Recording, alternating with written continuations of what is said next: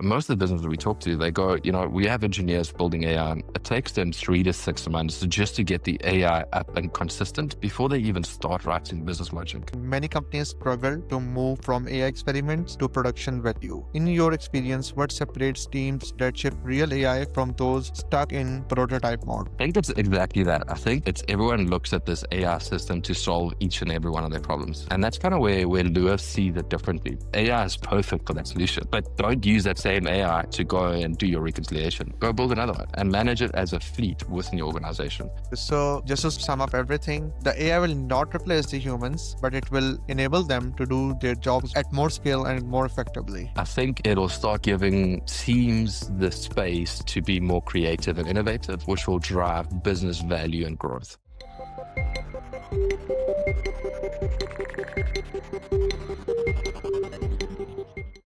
Hello everyone, my name is Abdurrahman Salimi. Welcome back to another episode of Tech Finds Tech. Today we have wonderful guest with us, Stefan Kruger. Stefan has a long history of building reliable infrastructures starting from the Paystack and then moving towards his own startup, which he is building as of today. Hi, Stefan. How are you? Good. How are you? Yeah, I'm doing fine. So, Stefan, before we start, can you briefly introduce yourself to our audience? Yeah, 100%. Stefan Kruger, co-founder, CTO at Lua. I've got about 20 years technical background. Started my career as an accountant and then switched into software. I mean, who doesn't like to automate things? Started at Visual Basics. But most prominently, I've been building low-level banking system payment infrastructure across the African continent. Did a lot of consulting in Europe and South America. Most recently, I worked very closely with the Paystack team through the Stripe acquisition. So those of you who don't know, Paystack is a payment giant based in Nigeria, and Stripe did the acquisition to open the African market. So the problem space in Africa is quite large. It's very fragmented, 52 countries. Every country has multiple different payment methods. So you can imagine the infrastructure and the scale was quite intense. But yeah, now on a journey of AI. I think everyone's kind of seen the power of AI. So yeah. So you mentioned something very interesting that you started with the accounting and then you moved towards the engineering side. So what was that thing that actually shifted you from accounting to engineering? I think it's when you study accounting, you use things like Excel a lot. And then you start kind of diving into the world of macros and writing kind of Visual Basics and automating some of these macros. And that just suddenly clicked in my mind. It's kind of gone, there's so much manual work. So much older, 20 years ago, like accounting was still very manual, kind of capturing basic type stuff. And I was like, there's a world where I can make a larger impact by building systems that can actually do a lot of automation and actually carry a lot kind of, if I look at payment systems, the amount of transactions they're processing becomes impossible for a human or team to manage, especially from reconciliation cycles, from reliability, refunds, like all the kind of complex aspects around that. So I just fell in love with the concept of programming. That sounds amazing. So, Stephen, you have worked in fintech, crypto, mobile payments, and now enterprise AI. What lessons, what drove the ship toward building AI agent-driven systems? I think as any engineer can kind of state is that, in the older days, C++, those things, like you have to write very pure deterministic systems, and understanding edge cases and side effects. And as you start working with distributed systems, like that problem compounds. So ML became ML has been there for a while. Natural language processing has been for a while. It's been on an evolution. I fell in love with the fact that you can actually train the system on a set of data and it can give you factuals at, we use it in fraud related aspects and credit related aspects. So ML has always been a very big tool in my toolbox. That's something I always kind of lean over to, especially in huge kind of data aspects of the world. But I think my real switch to AI and LLMs probably started in November 2023, where it came to that point, and I think GPT-1 was only about a year old at that point. It came to the point where I'm going like, this has to make change. This has to change how we think and how we do things around the world. No one really knows how to um, kind of commercialize or productize this AI outside of slam poetry. I think everyone's gone on it and asked you to write your girlfriend a message, or help you rewrite an email, or so outside of that, like, what is the actual functional aspects that this thing can actually do, and improve humanity? So that's kind of where I kind of dive down into, and where the Lua journey started ultimately. So the Lua started back in November 2023. Yes, exactly. Got it. So, I mean, that when you started in November 2023, and I believe the GPT era was like before that, and later on the more and more AI models uh, came into being. For example, when the GPT was launched, after a few months, I read somewhere that Google issued code red because people were not using Google search, they were using GPT to actually search and browse information. Then Google developed its own AI and LLMs. And then we saw that Anthropic, after even though they were late to the show, but they actually caught up with everyone else because they were focusing solely on engineering and helping. So, what was your initial vision with what was the initial vision with Lua? Is it like the same, or you have pivoted from the original vision? So I think so when we started Lua, I think we were still trying to figure out how to productize it, how to commercialize it. When we started, tool calling was probably about 6 months old. It was still very immature, but it would probably hit the mark about 80%. So I think, like every engineer kind of experimenting wrappers around GPT at that point, you started playing with LangChain, and like the boilerplate and the headaches around actually the orchestration and getting this thing to actually do what you want it to do consistently was super hard. So we just kind of threw it out and we said, okay, actually, you know what? We see a world where every business is going to have an AI, a customer facing AI, sitting on a website, sitting on your phone. A barber down the store is going to have some AI doing the booking. So a lot of these kind of manual tasks it should be taking over. And we see a world where there's going to be just so much, like the web. You go onto the web, you search, there's so many results coming out that you don't actually know like which one is the best results or which one is the most factual. How do we build a personal assistant that sits where you want it to sit in your WhatsApp and Instagram and your Facebook and any kind of channel that can kind of call these agents on your behalf downstream? Which was great. B2C is hard. It's super hard. I think through that process, we realized that consumer attention span is not very long. And to get them to stick is super hard. But also, not just that, 'cause I think we were some of the first ones to kind of come and release it into WhatsApp, bring image generation, all these things. But the ecosystem wasn't non-existent. So it's fair enough saying I want to kind of orchestrate all these business agents, but the business agents don't exist. So it's the chicken and egg situation. Then we kind of went on the journey to kind of find SMBs, restaurants, on-demand food delivery, hotel booking platforms, flight booking platforms. And we actually built these AI agents for them, which is also a massive learning curve. Because remember, like, we're still struggling with the consistency and the outcomes of these agents. So going into a kind of a customer-facing product where this thing can't make a mistake, it can't hallucinate. So we basically built around just over 400 different agents and different verticals. Um, and we learned a tremendous amount through that process. I think the deeper you go into verticals, you do see certain crossovers, you do see certain things that are repetitive across the board. And I think that's ultimately how we kind of landed up with Lua. I think, as a builder and eating our own dog food and actually going through that pain, we built a platform that could sustain all these different variables and all these different changes. And looking like most of the businesses we talk to, they go, we have engineers building AI. It takes them 3 to 6 months just to get the AI up and consistent before they even start writing business logic. So it's a huge upfront capital investment. It's that finding the technical talent to actually fully understand and kind of get into the depths of things. They're super hard. And that's the problem space we find. We were like, actually, you know what, we've got the infrastructure. How's about the only thing we see a business should be doing is writing business logic. And if you really break it down, business logic is just a skill set to be given agents. It's a skill set and some integration points and a little bit of code. So how do we make it super simple that an engineer can come, go on the command line, go Lua in it, we boilerplate the code. They can go and integrate into their CRM, their ERP, etc., and start being creative around actually what they want to do with AI. So that's kind of where we landed up with in the whole journey. Amazing, man.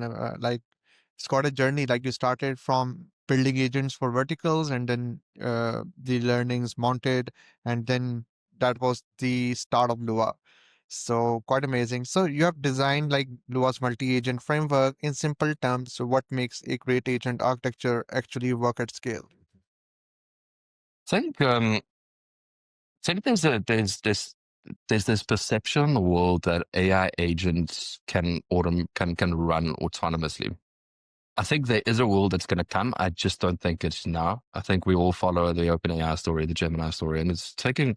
I mean, if we just look at it from a power consumption perspective, or hardware perspective, a data perspective, and a capital injection perspective, like it's still going to take another 10 or 20 years before we actually get to a state where agents can fully autonomously look at a task, potentially write code, execute the code, and actually create side effects and actually do things around you. So, so the world where we kind of see the platform being it needs to be a clear space for deterministic systems and agentic systems to operate. Um, I think at the foundation, and a lot of engineers I speak to that's trying to build AIs, I always say build strict guardrails and foundations around the agents if you want consistency. I think if everyone understands what inference is and how these LLMs actually work, it's just a mathematical formula trying to understand what the next token is. So you can't control what the hallucination aspect is. You know, you can't control the data that Google pumped into the LLMs. So what that next token output is basically what kind of comes out the other end. So I always say, you know, what makes a powerful infrastructure for AI is the guardrails built using deterministic logic and the the the kind of the foundation you give the agent to run on. So be very clear, very specific in terms of what it runs on. And you mentioned very interesting point, like hallucinations do come in as a factor. There's some, like I've seen there are a lot of papers and there are a lot of research happening right now as we speaking to reduce or to control the hallucinations. But right now, nobody has a clear answer. You can so I remember when people in the early days, people used to build racks. Racks were not stable.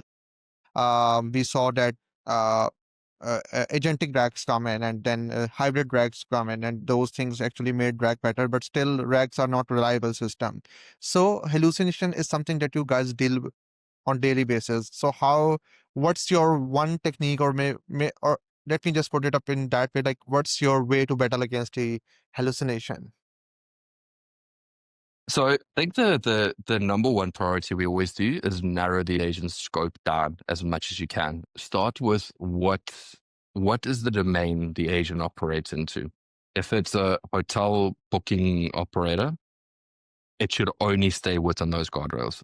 I think there's a misconception that an agent can do everything. So what we see is system prompts growing massively, and it becomes unmanageable. So you might have contradictory statements, and unfortunately, we're all human, right? I think sometimes we're better at mathematics than we are at actually language, at our own language.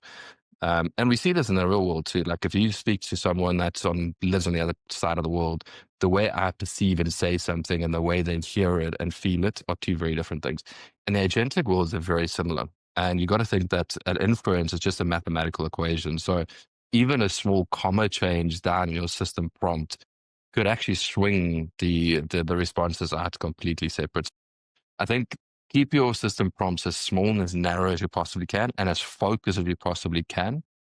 Don't overwhelm with context. I think, it's still a hardware problem. It's still, a computing problem. And I think that's the biggest mistake people made with RAG. RAG came in, people were like, shit, I can upload this document. And all of a sudden I can give the agent, I'm training the agent to understand this concept of, my RAG's actually training the agent. Actually, it's not. It's just using another mathematical equation to find the closest relation to what you're saying. Usually RAG systems, you've got this concept of, you take a book and you chunk it, and it finds the close relation to words. So basically, if you actually look at what the agent is getting small chunks of broken data out of context, which will enforce it to kind of hallucinate. Because the one thing might be talking about a blue car, the other one might be a blue shoe, the other one might be a blue dress. But if you never specified a car, dress, or shoe, it's going to assume all three of those in this conversation. So I think it's important for everyone to understand the foundations and not just kind of go, well, I'm going to build this thing that's. amazing. Sounds amazing. Many companies struggle to move from AI experiments to production value. In your experience, what separates teams that ship real AI from those stuck in prototype mode? I think it's exactly that. I think it's everyone looks at this AI system to solve each and every one of their problems. Um, and that's kind of where Lua sees it differently. Like Lua is an agentic platform where you should build 100 different agents, and those 100 different agents should intercommunicate with each other or be able to kind of focus on one specific task. What I see a lot of teams doing is they build an agent going, well, this agent is going to solve my customer success problem. It's going to solve my financial reconciliation problem. It's going to be my chatbot and my internal intelligence and kind of, analyzing my analytics.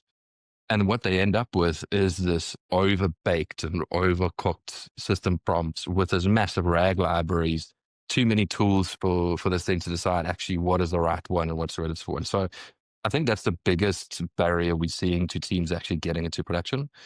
Where we've seen a lot of success is when we go into legacy enterprise businesses and we say, give us one problem. And more than none, it's usually a human capital problem. It's something like a finance department that gets inundated with invoices that needs to be paid. And if you really think about it, that flow of an invoice coming in is someone reading the invoice, capturing it into a system, it goes through an approval process. Like that's a very simple process to automate. And AI is perfect for that solution. But don't use that same AI to go and do your reconciliation. Like go build another one. Go build another one and manage it as a fleet within your organization. One, it's easier to measure the output. It's easier to measure success the smaller the scope is, because then you can kind of see actually, this thing was meant to capture this invoice. It did it wrong. Like let's go back and fix it. But if it's got 100 different jobs, like it becomes slightly harder to manage and then monitor these things. Yep, like I'm getting your point. So instead of putting and throwing everything onto one single agent, there should be a team of agents for specialized tasks, and their domain and their prompt should allow them to work only in specific domain.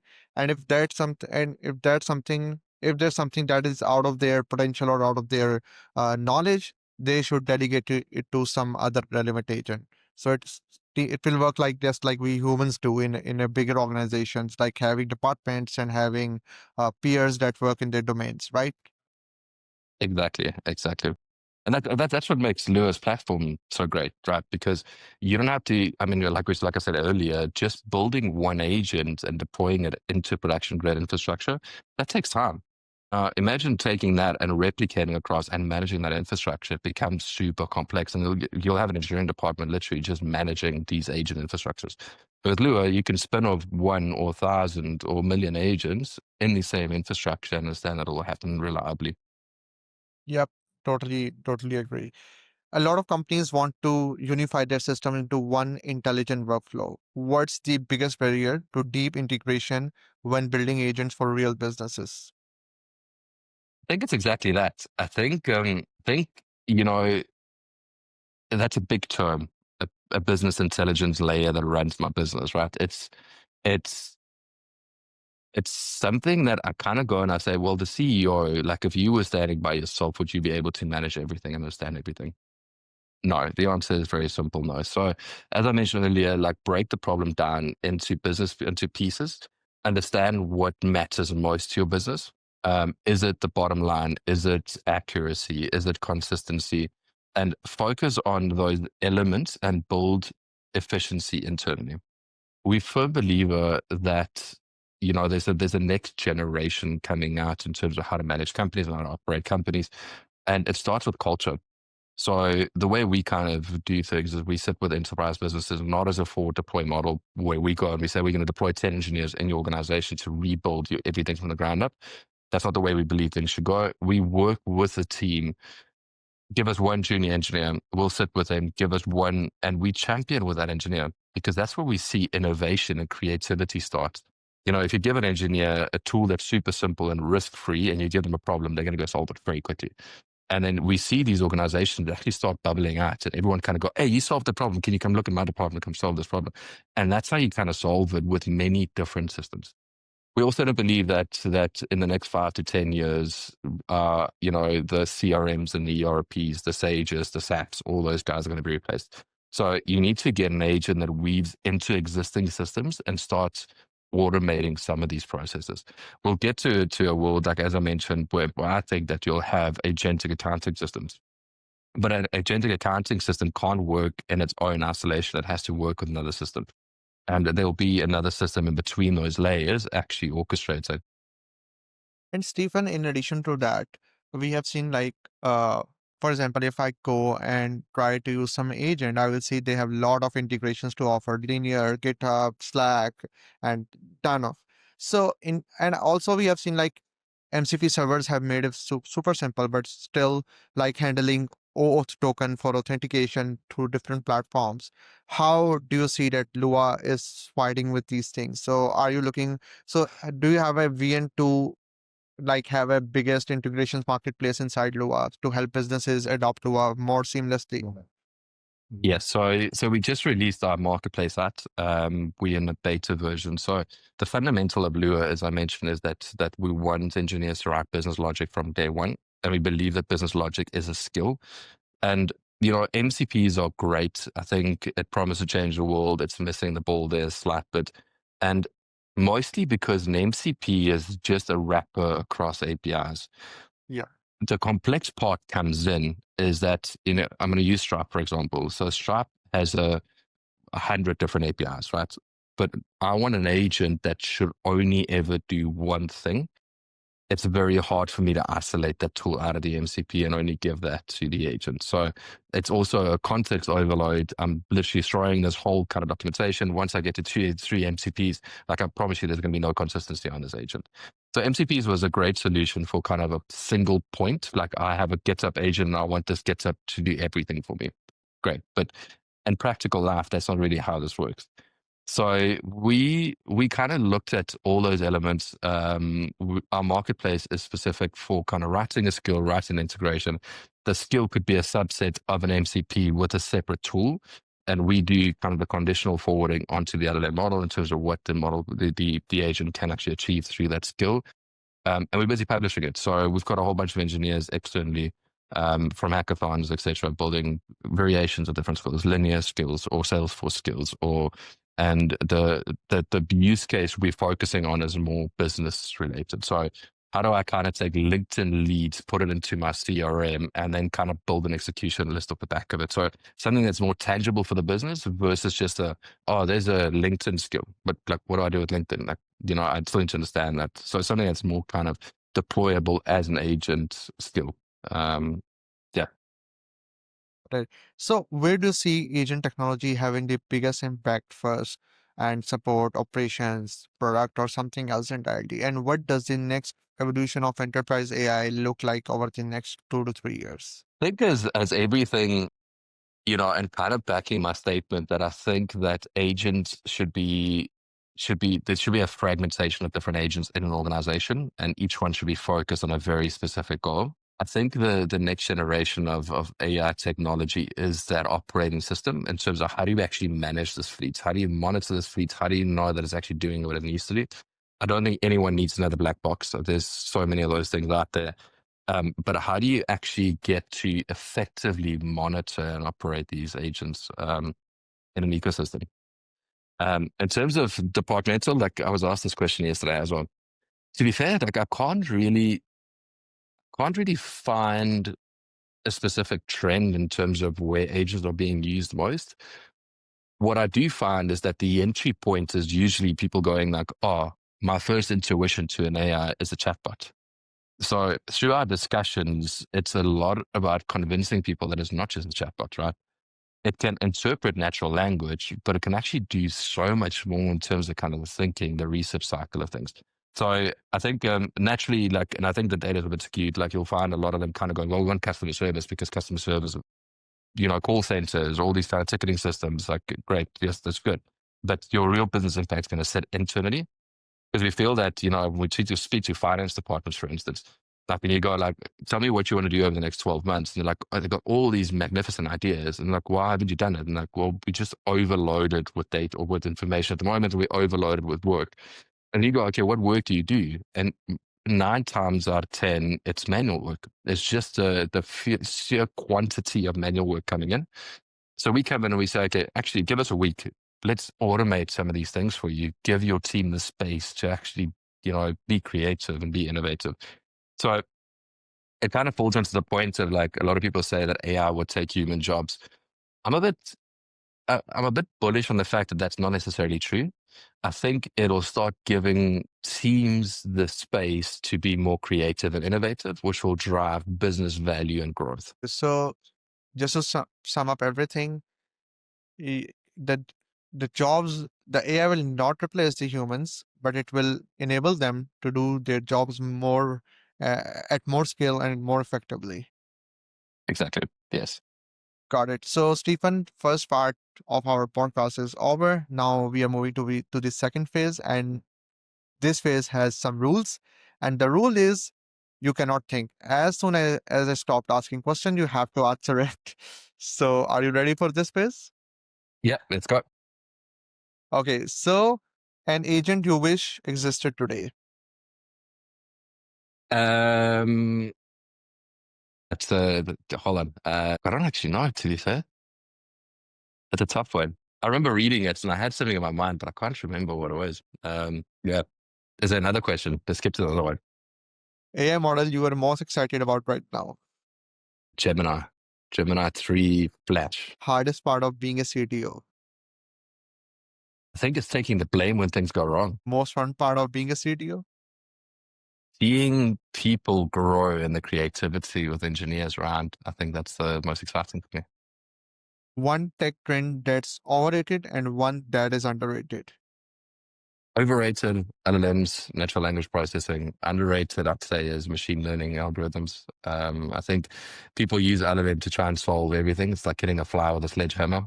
Sentiment analysis, all those things have been done for decades very effectively through machine learning. Biggest misconceptions teams have about AI agents. That it can do everything. One engineering habit that changed your career. I think it's build fast, build dirty, and make corrected when the market validates it. If you weren't building Lua, what would you be building? Probably a house in the woods somewhere. I think building software is one of those things that no one else around you. I think my family always thinks I'm crazy because they never really see it, right? I can see it in my mind. I can see the code. I can see the architecture. So actually, just being able to build something that's physical, I think that's yeah. All right, I think so that's it, Stephen. I really enjoyed the conversation, and obviously the space you are in, it's like more the most exciting space because of how everyone sees the future of agents and AI at scale. So thank you so much for educating us on the domain and on the agents, and I hope the audience would really love to hear your opinions and thoughts. Thank you everyone, and we will meet soon in another episode. Thanks so much.